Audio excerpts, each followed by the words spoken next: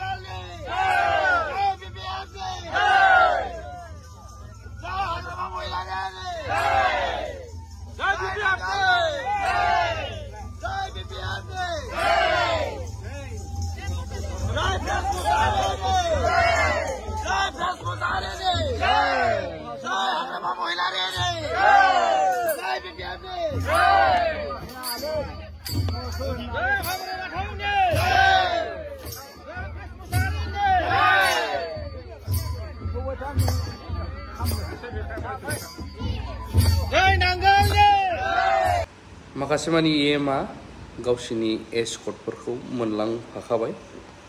दा गुबै खौराङाव फैगौ नभेम्बर दाननिफ्राय खोथा होदों मानगोनां दिपेन बर' सारा सोमावसारफिनगोन फिन, नाथाय जायगाया जागोन दिल्लीयाव सोमावसारहैफिननो बर'फोरनि सोर साखाफारा अननानै कमेन्ट होनो हागोन।